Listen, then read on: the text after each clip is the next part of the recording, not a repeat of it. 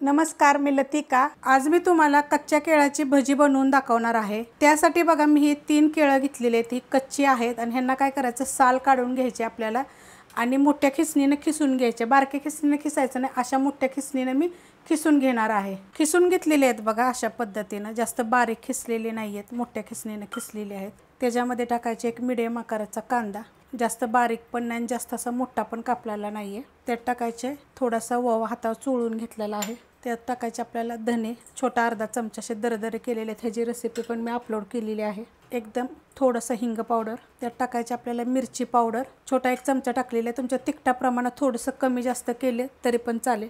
छोटा अर्धा चमचा टाकायचे चाट मसाला, ह्याची पण रेसिपी मी अपलोड केलेली आहे। त्यात टाकायचे आपल्याला थोडीशी हळद, चवीप्रमाणे टाकायचं मीठ, त्यात टाकायचे आपल्याला अर्धी वाटी चण्याच्या डाळीचं पीठ आणि 1 चमचा तांदळाचं पीठ।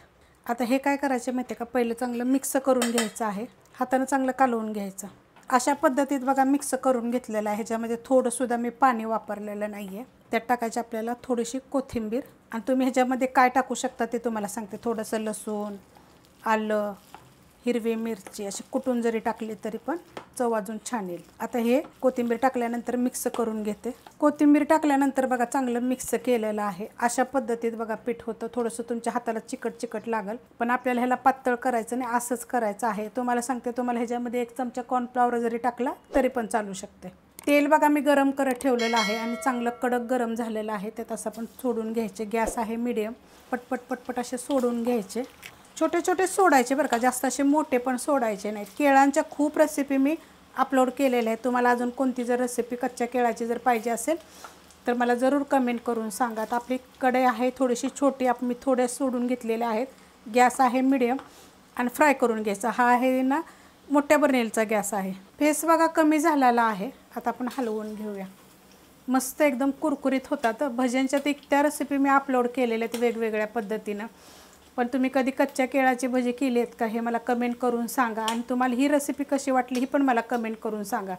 आता ह्याला काय करायचे माहिती आहे का, गोल्डन कलर येतो आपल्याला चांगले फ्राय करून घ्यायच्यात। बघा मस्त असा कलर आला आणि एकदम हलके होतात बरं का। असं तुम्ही म्हणजे असं फ्राय करताना पण तुमच्या लक्षात येईल की एकदम हलके होतात। तर ह्याच्यामध्ये बघा मिरच्या टाकणार आहे।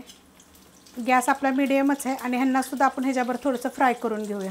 मस्त बघा मिरच्यासुद्धा आपल्या फ्राय झालेल्या आहेत। आता आपण हे काढून घेऊया। काढायला मी तुम्हाला हमेशा दाखवते, खाली प्लेट घेते आणि अशी चाळण घेते बघा, म्हणजे एक्स्ट्रा जर काय तेल विल वगैरे राहिलं असेल का नाही तर असं होतं। मिरच्या कशा भाजायच्या त्याची पण रेसिपी बघा मी अपलोड केलेली आहे। खूप लोकांनी कमेंट केली होती, तर ती पण रेसिपी बघा मी अपलोड केलेली आहेत। मिरच्या बघा किती मस्त भाजल्या। तर ह्याच्यावर का नाही वरून थोडंसं मीठ लावायचं हातानं चोळून, मस्त लागतात। आता हे तुम्हाला एक तोडून पण दाखवते। एकदम कडक वरून आणि आतून एकदम सॉफ्ट जाळीदार। आपण सोड्याचा वापर नाही काय नाही, चवीला तर 1 नंबर। करून बघा, राहिलेले मी अशा पद्धतीने करून घेते। रेसिपी आवडली तर लाईक करा, सबस्क्राईब करा, कमेंट करा आणि शेअर बी करा।